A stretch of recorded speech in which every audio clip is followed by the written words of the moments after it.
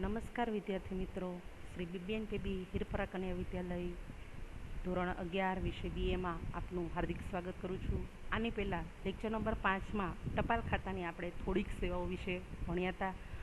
6ઠ્ઠા નંબરની સેવાઓ છે બચત સેવાઓ.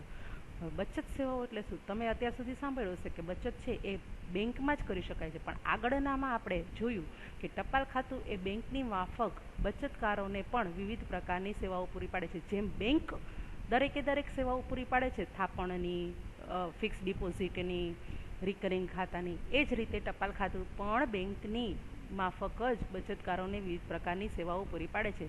જેમાં બચત ખાતું, 5 વર્ષનું રિકરિંગ ડિપોઝિટ, ફિક્સ ડિપોઝિટ, માસિક આવક યોજના, વયસ્ક નાગરિકો માટે એટલે તો કે 60 વર્ષથી ઉપરના જે વ્યક્તિ હોય એને કહેવાય વયસ્ક નાગરિકો માટેની બચત યોજનાઓ, 15 વર્ષીય જાહેર ભવિષ્ય નિધિ, રાષ્ટ્રીય બચત પત્રો અને 5 અને 10 વર્ષના સમયગાળા માટે કિસાન વિકાસ પત્રો, જે અહીંયા નીચે આપણે ભણવાના જ છે એટલે અત્યારે ઇન ડિટેલ્સ નથી કહેતી. અને સુકન્યા સમૃદ્ધિ ખાતા જેવી સેવાઓ પણ પૂરી પાડે છે. એટલે કે બેંકની જેમ સેવાઓ આપે છે અને ભારત સરકાર દ્વારા પણ જે યોજનાઓ બહાર પાડવામાં આવે એ બચત યોજનાઓ ટપાલ સેવાઓ પૂરી પાડે છે. બેંકની જેમ પોસ્ટ ઓફિસમાં પણ બચત ખાતા ખોલી શકાય છે. જે માટે તમને બેંક જેમ પાસબુક ચેકબુક આપે છે એમ પોસ્ટ ઓફિસ પણ તમને ચેકબુક આપશે અને અત્યારે હાલ એટીએમ કાર્ડની પણ સગવડ આપે છે. 7મી છે રિકરિંગ ડિપોઝિટ યોજના. વિદ્યાર્થી મિત્રો, હવે આપણે જાણીએ કે રિકરિંગ ડિપોઝિટ યોજના એટલે શું. તો કે આ યોજનામાં ખાતું ખોલાવનારે દરેક માસની અગાઉથી નક્કી કરેલ તારીખે, માની લો કે તમે એવું કીધું હોય કે 5 તારીખે, તો 5 તારીખ અથવા એ પહેલાં તમે જેટલી રકમ આ યોજના શરૂ કરતી વખતે નક્કી કરેલી હોય તેટલી રકમ તમારે 5 વર્ષ સુધી ભરવાની રહે છે.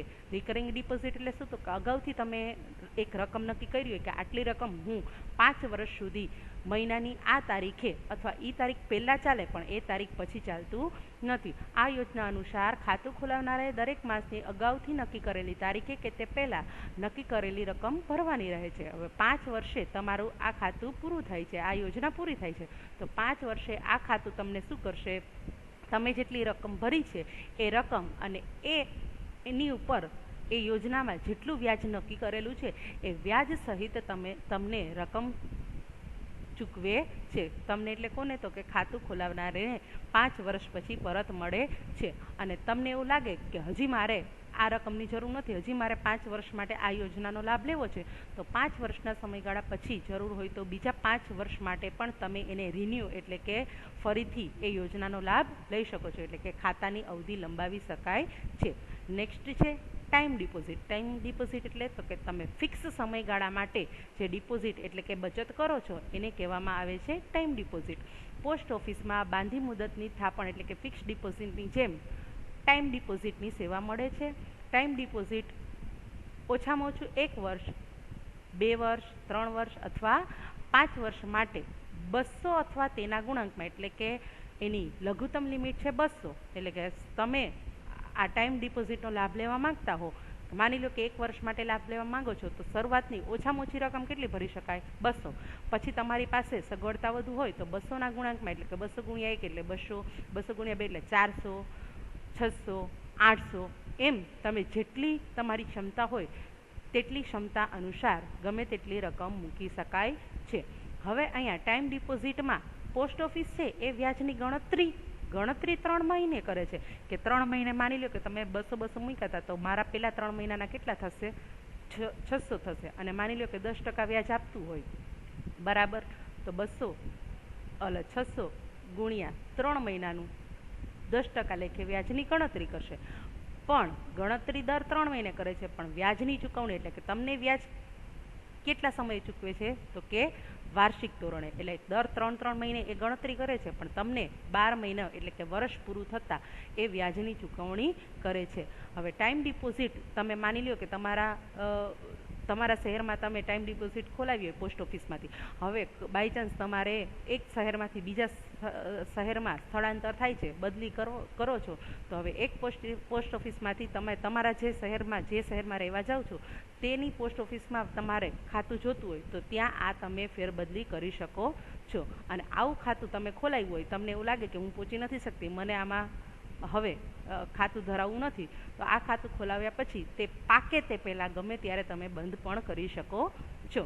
ત્યાર પછી છે 9મું, રાષ્ટ્રીય બચત પત્રો. એટલે કે સરકાર દ્વારા છે બચત માટેની યોજના નક્કી કરવામાં આવેલી હોય કે સરકાર એવું નક્કી કરે કે આ વખતે બચત પત્રો ઉપર આટલા ટકા વ્યાજ આપવું છે, તો આ બચત પત્રોની યોજના લાગુ પાડવાનું કામ પોસ્ટ ઓફિસ કરે છે. હવે રાષ્ટ્રીય બચત પત્ર એટલે શું? તો કે રાષ્ટ્ર દ્વારા નક્કી કરવામાં આવેલ જે કોઈ પણ વ્યક્તિ નક્કી કરેલ રકમની બચત કરી શકે છે. રાષ્ટ્રીય બચત પત્રોના રોકાણકારોએ જે તે પોસ્ટ ઓફિસમાંથી નક્કી કરેલી રકમ માટે ખરીદવાના રહે છે. માની લો કે સરકારે આજે વખતે એવું નક્કી કર્યું હોય કે 10 વર્ષ માટે રાષ્ટ્રીય બચત પત્રો બહાર પાડવાના છે, એટલે કે કોઈ પણ વ્યક્તિએ આટલી રકમ મૂકવી હોય બચત તરીકે તો 10 વર્ષ માટે એ મૂકી શકે છે, એટલે એને કહેવામાં આવે છે રાષ્ટ્રીય બચત પત્ર. ટપાલ ખાતું અગાઉથી વ્યાજના દરની માહિતી આપે છે, એટલે કે જ્યારે રાષ્ટ્રીય બચત પત્રો તમે ખરીદો છો ત્યારથી જ તમને જણાવવામાં આવે છે કે આના ઉપર આટલા ટકા વ્યાજ આપવામાં આવશે. આવા બચત પત્રોનો સમયગાળો 5 વર્ષ હોય છે અથવા તો 10 વર્ષનો સમયગાળો પૂરો થતાં જરૂરી પ્રક્રિયા કરી, એટલે કે સરકાર દ્વારા જે કોઈ પણ કાર્યવાહી કરવાની હોય એ કાર્યવાહી કરી કોઈ પણ પોસ્ટ ઓફિસમાંથી પરિપક્વતાની, એટલે કે તમારી 5 વર્ષની અવધિ પૂરી થઈ ગઈ હોય, તમારી રકમ હવે પાકતી હોય તો તમને રકમ મળી શકે છે. ત્યાર પછી જેમ આ રાષ્ટ્રીય બચત પત્રો છે એ રીતે જ છે કિસાન વિકાસ પત્ર. કિસાન વિકાસ પત્રમાં રોકાણકારે રોકેલી રકમને 100 માસે, એટલે કે અગાઉથી સરકારે નક્કી કરેલો સમયગાળો હોય, આમાં કેમ 5 વર્ષ કે 10 વર્ષ છે એમ આમાં છે એ સમયગાળો કેવો છે? વધારે છે. એટલે કે કિસાન વિકાસ પત્રમાં રોકાણકારે રોકેલી રકમને 100 માસે, એટલે કે 8 વર્ષ અને 4 મહિના પછી વ્યાજ સહિત કિસાન વિકાસ પત્રમાં કેટલી રકમ મળે છે? તમે જેટલી રકમ મૂકી હોય એની 2 ગણી રકમ ચૂકવવામાં આવે છે. હવે કિસાન વિકાસ પત્ર ચોક્કસ રકમ માટે જ મળી શકે છે. જેમ આમાં અગાઉથી રકમ નક્કી કરેલી હોય છે કે આટલી રકમના તમે મેળવી શકો છો, આમાં કિસાન વિકાસ પત્રમાં ચોક્કસ રકમ માટે જ મળી શકે છે. અને જ્યારે તમારો એ સમયગાળો પૂરો થાય એને કહેવામાં આવે છે પાક્યા તારીખ. અને પાક્યા તારીખે જરૂરી પ્રક્રિયા કરી, એટલે કે જે કાર્યવાહી નક્કી કરેલી હોય પોસ્ટ ઓફિસની એ કાર્યવાહી પૂર્ણ કરી કોઈ પણ પોસ્ટ ઓફિસમાંથી તમે મૂળ રકમથી 2 ગણી રકમ મેળવી શકો છો. તમે જે કોઈ પણ પોસ્ટ ઓફિસમાંથી લીધી હોય એવું જ નથી કે એ જ પોસ્ટ ઓફિસમાંથી તમને રકમ મળે, પણ તમે જે કોઈ પણ પોસ્ટ ઓફિસમાં એ કિસાન વિકાસ પત્ર વટાવો એમાંથી તમને 2 ગણી રકમ મળી શકે છે. ત્યાર પછી છે જાહેર ભવિષ્ય નિધિ, જેને આપણે ઇંગ્લિશમાં પબ્લિક પ્રોવિડન્ટ ફંડ. એકાઉન્ટમાં તમારે ઘણી વખત નામ આવશે જાહેર ભવિષ્ય નિધિ ખાતું ખોલાવ્યું. હવે જાહેર ભવિષ્ય નિધિ એટલે શું? તો કે જાહેર ભવિષ્ય નિધિ અન્વયે કોઈ પણ વ્યક્તિ આ ખાતું ખોલાવી શકે છે. હવે આ ખાતાની મુદત કેટલા વર્ષની હોય છે? તો કે 15 વર્ષની હોય છે. અને આ ખાતામાં વાર્ષિક ધોરણે, એટલે કે દર વર્ષે ઓછામાં ઓછા તમે 500 ભરી શકો છો, વધુમાં વધુ તમે તમારી ક્ષમતા અનુસાર રાખી શકો છો, પણ વાર્ષિક ધોરણે ઓછામાં ઓછા 500 ભરી અને આવું ખાતું ખોલાવી શકાય છે.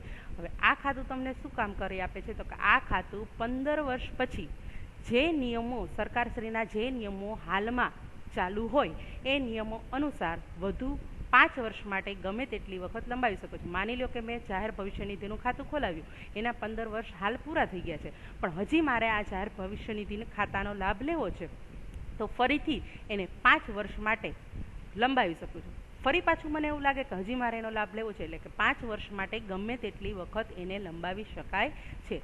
15 વર્ષ પહેલાં આ ખાતું તમે બંધ કરાવી શકતા નથી. એટલે કે એકવાર તમે જાહેર ભવિષ્ય નિધિનું ખાતું ખોલાવો તો 15 વર્ષ સુધી તો તમારે ફરજિયાતપણે ચાલુ રાખવું જ પડે છે. હવે આ ખાતાની, એટલે કે આ ખાતામાં તમે જેટલી બચત કરો છો એ બચત છે એ તમને આવકવેરાની ગણતરી કરતી વખતે આવકમાંથી બાદ મળે છે.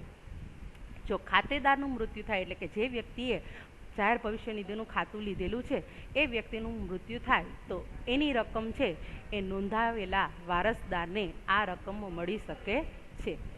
12મું છે પોસ્ટલ વીમો. હવે પોસ્ટલ વીમાની શરૂઆત છે ભારતને આઝાદી મળી એ પહેલાં એટલે કે અંગ્રેજોના સમયમાં કલ્યાણ યોજના તરીકે પોસ્ટલ વીમાની શરૂઆત થઈ હતી. મધ્યસ્થ અને રાજ્ય. હવે પોસ્ટલ વીમો કોણ લઈ શકે? તો કે પોસ્ટલ વીમો છે એ મધ્યસ્થ સરકારના કે રાજ્ય સરકારના કર્મચારીઓ ઉપરાંત અર્ધ સરકારી સંસ્થાના કર્મચારીઓને આ સેવા મળવા પાત્ર છે. પોસ્ટલ વીમામાં જીવન વીમાની વિવિધ પ્રકારની પોલિસીઓ પણ મળી શકે છે. એટલે કે જેમ તમે LICની સેવાનો ઉપયોગ કરી શકો છો એ જ રીતે પોસ્ટલ વીમામાં LICની વિવિધ પ્રકારની પોલિસીઓ માત્ર ને માત્ર મધ્ય સરકાર, રાજ્ય સરકાર કે અર્ધ સરકારી સંસ્થાના કર્મચારીઓને મળવા પાત્ર છે. હવે પોસ્ટલ વીમાની સૌથી મોટી ખાસિયત શું છે? એટલે કે પોસ્ટલ વીમા લેવો એના માટેની ખાસિયત એ છે કે એમાં પ્રીમિયમ કેવું હોય છે? ઓછામાં ઓછું. અને એ પોલિસી ઉપર તમને બોનસ છે એટલે કે વ્યાજ છે એ કેવું મળે છે? વધારે મળે છે. ત્યાર પછીનું છે માસિક આવક યોજના એટલે કે મંથલી ઇન્કમ સ્કીમ. રોકાણકારને દર મહિને વ્યાજની રકમ મળી શકે તે હેતુ માટે આ યોજના ઉપયોગી છે. એટલે કે માની લો કે તમારી પાસે અત્યારે કોઈ એવી રકમ છે કે જે રકમ તમે બચત કરવા માંગો છો. હવે તમે એવું વિચારો છો કે આ રકમ હું બચત કરું અને મને દર મહિને થોડી થોડી ઇન્કમ થાય, તો એના માટેની યોજના છે માસિક આવક યોજના. કે તમે રકમ મૂકો છો ને એમ નક્કી કરો છો કે જે વ્યાજ છે એ વ્યાજની ચૂકવણી મને દર મહિને મળતી થાય એના માટેની. આ યોજના હેઠળ વ્યક્તિગત રીતે અથવા એટલે કે તમે તમારી રીતે અથવા બીજા કોઈ વ્યક્તિ સાથે સંયુક્ત નામે એટલે કે જોઈન્ટ એકાઉન્ટ ખાતું પણ ખોલાવી શકો છો. આવું માસિક આવક યોજનાની સમયગાળો એટલે કે 5 વર્ષના સમયગાળા માટે ખુલી શકે છે. અને જરૂરિયાત મુજબ તમને એવું જરૂર પડે, ભવિષ્યમાં એવી જરૂર પડે કે એક પોસ્ટ ઓફિસમાંથી બીજી પોસ્ટ ઓફિસમાં એ ખાતું તમારે ફેરબદલ કરવાનું થાય તો આમાં થઈ શકે છે. જરૂર હોય તો 1 વર્ષ બાદ કેટલીક શરતોને આધીન રોકાણની રકમ પરત પણ લઈ શકાય છે. માની લો કે તમે 5 વર્ષ માટે ખાતું ખોલાવ્યું હતું પણ હવે તમને એવા કોઈ સંજોગો ઊભા થયા કે 1 વર્ષ બાદ હવે તમારે રકમ જોઈએ છે, તો 1 વર્ષ બાદ મળશે, એની પહેલાં કોઈ મળશે નહીં. અને જે પોસ્ટ ઓફિસે શરત નક્કી કરેલી હશે એ શરતોને અનુસાર મળે છે. અસ્તુ.